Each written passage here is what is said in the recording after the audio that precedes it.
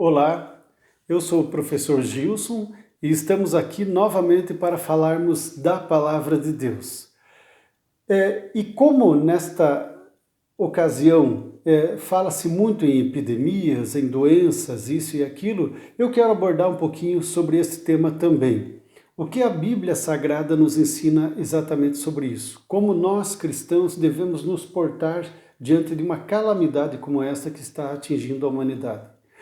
Como cristãos, nós não devemos atribuir a Deus essas enfermidades. Por quê? Vejam bem, Jesus disse que Satanás veio para roubar, matar e destruir. E Cristo Jesus veio para nos trazer vida e vida em abundância. Então devemos ser bastante cuidadosos com isso, queridos.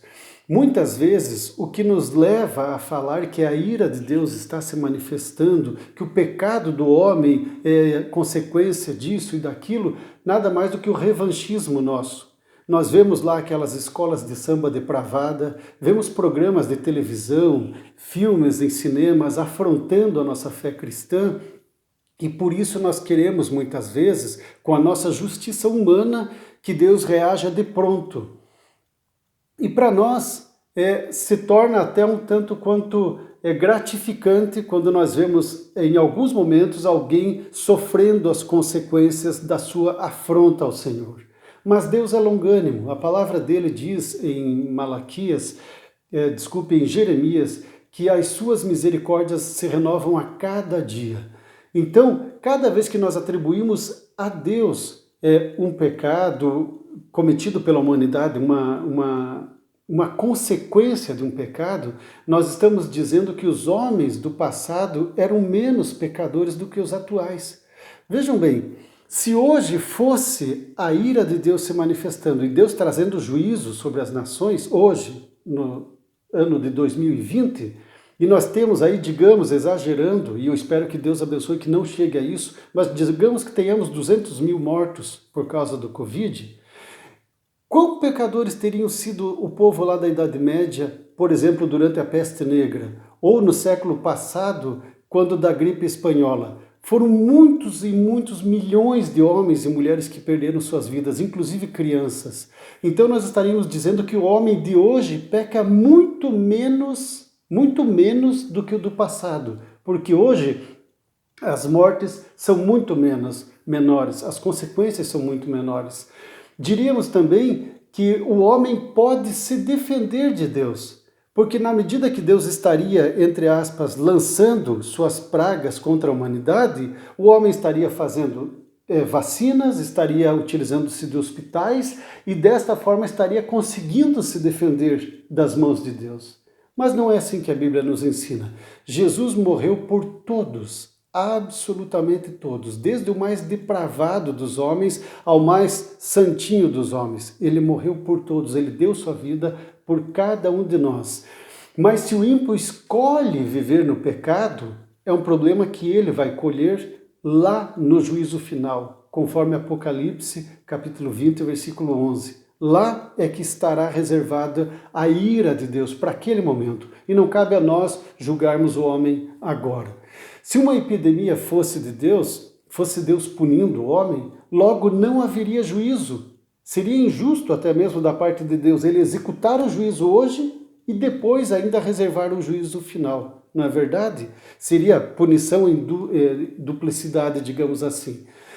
Vejamos o que a Bíblia fala mais ainda sobre isso. No Antigo Testamento, era muito comum o juízo de Deus no tempo da lei, que o tratamento era um outro dado à humanidade, e aliás era especificamente para defender Israel ou para abençoar Israel. Naquele contexto, o juízo de Deus muitas vezes era executado através de fomes, guerras, pestes, que hoje são as epidemias.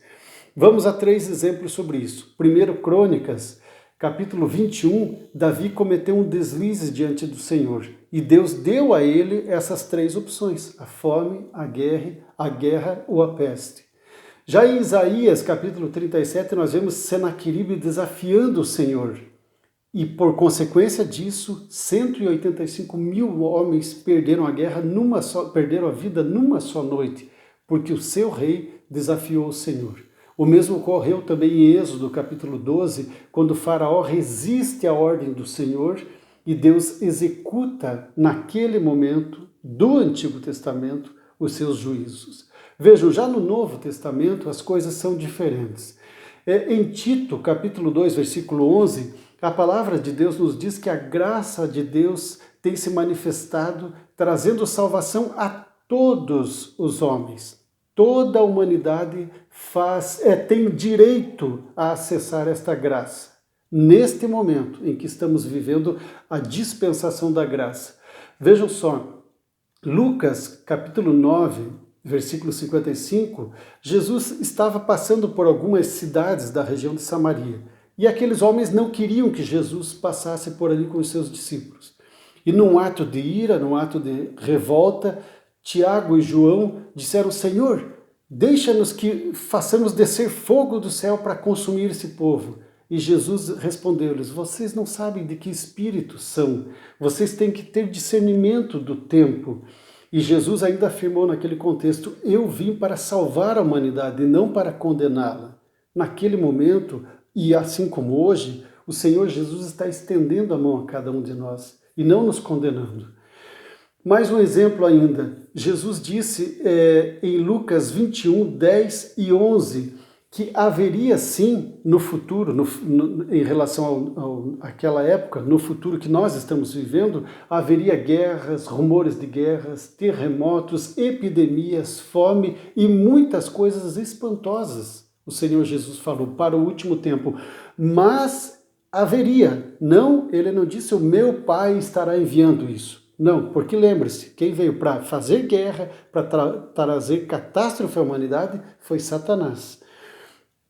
Já como consequência original do pecado, porque Satanás entrou e conturbou o primeiro casal lá no Éden, quando ele ofereceu o pecado e Adão aceitou, naquele contexto, Satanás teve a oportunidade, ele teve a autoridade dada pelo homem, não por Deus, para trazer a desgraça à terra. E porque o homem resolveu pecar contra Deus naquele momento, então o Senhor nosso Deus disse a Adão: maldita é a terra por causa do teu pecado.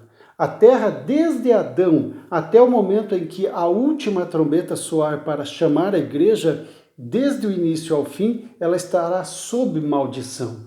Nós, crentes em Cristo Jesus, estamos isentos das maldições, porque Ele levou elas sobre si na cruz. Mas aquele que não crê na palavra de Deus está vivendo em um mundo conturbado, colhendo as consequências do pecado desde a origem, lá no Éden, até o momento.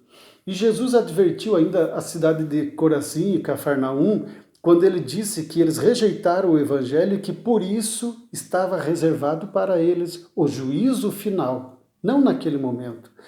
Vejam, em Apocalipse 20, versículo 15, a palavra de Deus diz claramente que abriram-se os livros no juízo final e abriu-se o livro da vida, e aqueles que não foram encontrados no livro da vida do Cordeiro foram lançados no lago de fogo. Aí sim é o momento da execução do juízo de Deus, é o juízo final.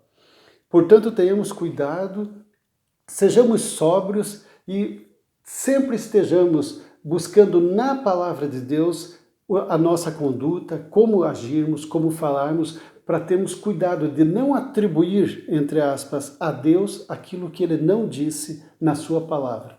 Disse Jesus em Mateus capítulo 24, verso 35, passarão os céus e a terra, mas as minhas palavras não hão de passar.